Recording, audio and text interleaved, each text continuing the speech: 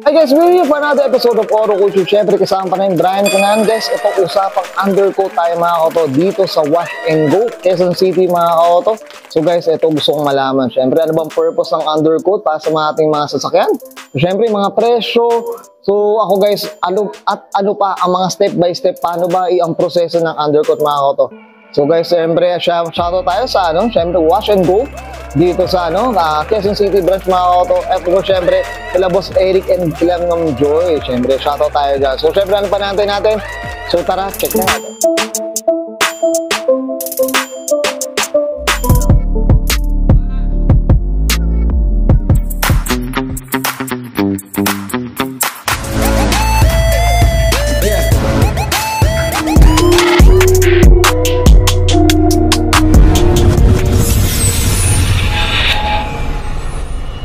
Okay, ito, nandito tayo siyempre sa Wash and Go mga kauto. So yan, Quezon City tayo, branch mga kauto. So ito, excited na ako. So siyempre, usapang undercoating tayo guys. So ito, simulan na natin paano ba itong undercoating dito sa Wash and Go. Hi sir, good morning po. Hi sir, good morning. Hi sir, sino po sila sir? Ako pala si Marlon. Ako yung isa sa supervisor dito sa Wash and Go, Quezon City. Quezon City. Yan, syempre. Sir Marlon, ito, usapang undercoat tayo. Ito, ginagawa natin yung natin, no? Sasakyan natin itong CRV mga kauto. Ayan. So, Sir Marlon, ito, usapang undercoating. Paano ba proseso ng undercoating dito sa Wash and Go po? Sige po. Bali, ang ginagawa natin dito, meron tayong lifter, tinataas natin ng maayos ng sasakyan para ma-process natin yung paglilinis. So, ang ginagawa natin, tinatanggal natin yung 4 na gulong. Oh, ayan mga kauto. Para makapwesto ng maayos yung maglilinis ng sasakyan. Oh. Para yung mga ribaba, sa mga likod-likod, sa mga ilalim, matanggal ng maayos. Oh, ayan. Ito, Sir Marlon, pag natanggal na yung gulong, nalinis na, in terms of processing time na pag mag-undercoat na, gaano katagal or ano ba? Ang process nito, Sir Bri, bali inaabot ng mga 3 to 4 hours. Ganun kasama na yung pagpapatuyo ng pintura natin. Oh, so, pagpapatuyo ng pintura natin ay mga 1 oras lang siya matutuyo. Oh, so, medyo matagal lang, Sir Bri, yung paglilinis natin. Yun lang no? So, siyempre, kailangan kumapit yung undercoat na gas. Yes, magkano ba nag-estimate yung mga ganitong proseso ng undercoat po? Sige po. Bali, ang presyo natin, nag-range siya sa starting 4,500. Okay. Small, medium, 5,500. Okay. Tapos large, 6,500. Tapos yung extra large, 7,500. Natin, ano ba yung ginagamit nating undercoat na brand po? Sige po. Bali, ang ginagamit natin dito, Sir Bri, ay Roberlo Hydrotex. Okay. Bali, stone chip protector na siya. Oh. Ang kagandahan dito, Sir Bri, eco-friendly siya. Okay. Non-solvent. Kumbaga, hindi siya matangtang yung amoy. Okay. Tapos, isa pa, water-based na siya. Water-based siya. Okay. Kung mayroon tayo, Sir Brian, na mga parte, yung pinakasulok, tulok-tulok na hindi natin naabot ng tuyo, wala tayong problema, hindi mag-react yung pintura natin. Okay. Kasi iba Dahil minsan, baka magtuklapan, boss, Yes, mga gano'n, no? So, yung sa ganung presyuhan, Sir Marlon, no? Ano na ba, covered na ba talaga yung buong ilalim ng boss? Ganun talaga? Cover na yung buong ilalim nun. Covered na yung buong ilalim. Yung mga suspensions, kasama na siya. Meron lang tayo mga hindi sinasama, yung mga kailangan nating coveran. For example, itong pipe natin hanggang dulo, pati yung mga accessories sa sasakyan, iniingatan natin. Iniingatan. Yung mga gusto. Na-excite ako, Sir Marlon, mamaya, next natin mamaya yung yung ginagamit nating brand. Tama ba, Sir Marlon? No? Yes, sir. Mamaya pakita natin. Okay. Tough long battery. Tough and long. Ano yung ginagawa natin, boss? Sige po. Bali, ang ginagawa niya, ito yung may decreaser na to eh. Kumbaga yan na yung pampatunaw ng mga dumi. Yung mga kumapit na dumi. Tapos brabarasin nila yan para maalis yung mga latak, mga nanidikit. Talagang dumidikit. Mga text natin. Sir Marlon, gaano ka-importante ang undercoat, boss? Sige po. Ayan, ang maganda dyan Sir Bri, pag naka-undercoat ka na, pag dumaan ka sa bahay, hindi ka matatakot na kakalawangin yung pangilalim mo. Kasi lalo na ngayon, nag-uulan, babaha, may madadaanan tayong baha, lalo na yung mga lugar na medyo maalat yung tubig. So napakabilis kumapit ng kalawang. So pagka meron tayong protection, so hindi tayo mangangamba, Sir Bri. Sir Marlon, pwede naman if ever underwash lang or, di ba? Tama ba? Pwede naman yun, di ba? So, pag sa package ng undercoat, kasama na ang paglilinis. Automatic yun, kasama na underwash, libre na yun. Pati yung standard car wash natin, kasama na doon. Kasama na. Ayan mga koto, naka-undercoat ka na, sa ilalim malinis, sa labas malinis din, di ba? Yes, sir. Huwag din ang gamitin mo.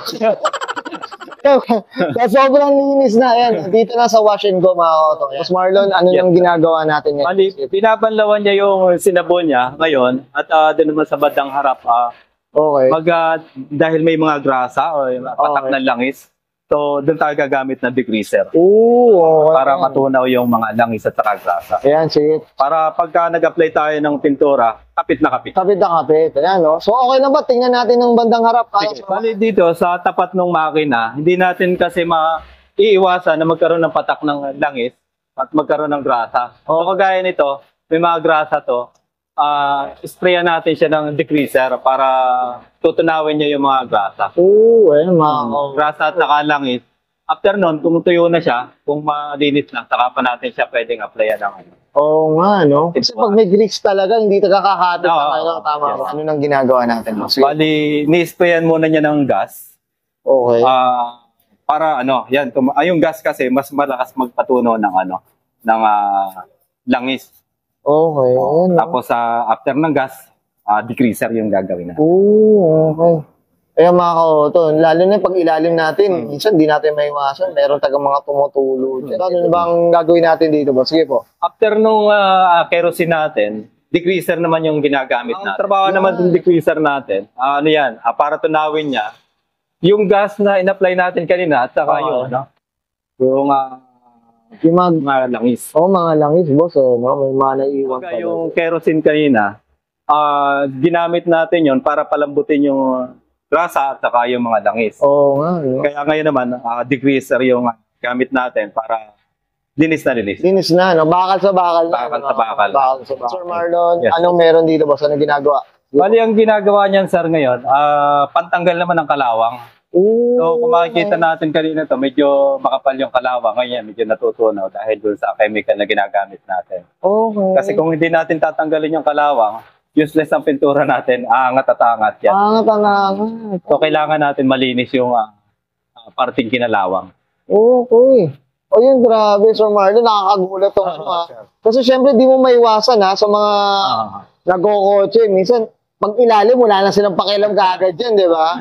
Pero ito kagandahan dito sa washing ko mga auto. Talagang may degreaser, kahit kerosene, boss, para talagang malinis talaga, Tapos ito, pantanggal naman ng kalawan mga auto. Ayan, Okay, Sir Marlon, usapang update tayo dito, boss. Anong ginagawa na natin dito, boss? Bali, ang ginagawa natin, sir, ngayon, nagtutuyo na tayo. Tinutuyo na natin yung mga lahat na nilinis. Okay, ayan, Saka gamit talaga, may sprayer talaga, Opo, hangin ang ginagamit natin. May hangin talaga. Yung mga nasa sulok, yung mga singit-singit, matutuyo rin siya. Matutuyo rin, mga ka-auto, grabe. Yung ginagawa na natin, boss, po. Bali, ang ginagawa na natin ngayon, yun na, nagbabalot na tayo nung ayaw nating madamay sa pagpintura natin. So, kasama yan, muffler, saka yung accessories. Yung tambutso natin hanggang dulo yan. Papaplaran natin. Yan. Pati itong mga sidings, para hindi matalsikan kung sakaling may overspray May tayo. overspray, Yun, talagang priority rin talaga ni Wash and Go, boss. Yes, sir. Is syempre, maiwasan yung mga hindi dapat mapinturahan. Tama ba?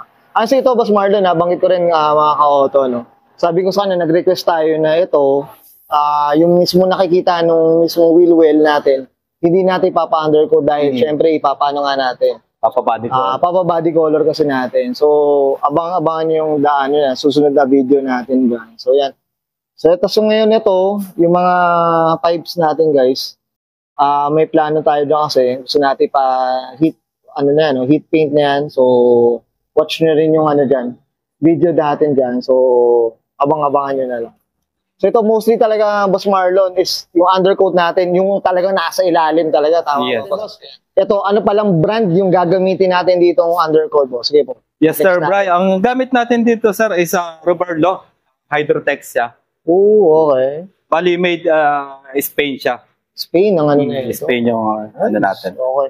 Ito boss, regarding sa mga, ano bang kagandahan dito sa Roberlo, boss? Sige po. Bali, ang kagandahan dito, sir, environmental friendly.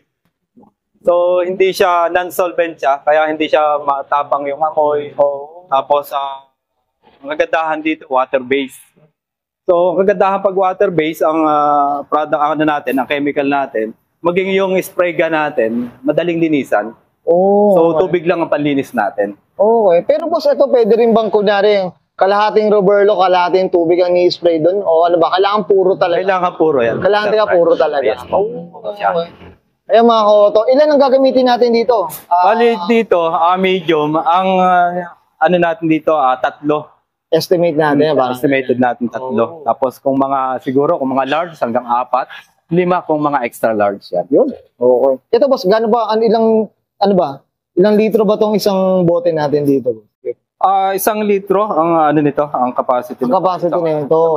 Boss, anong ginagawa na natin boss? Sige, Bali, ito na yung ina-apply natin, yung undercoating na natin. okay. Tapos kung makikita mo, Sir Brian, ang unang buga niyan, kulay blue. Kulay blue muna siya.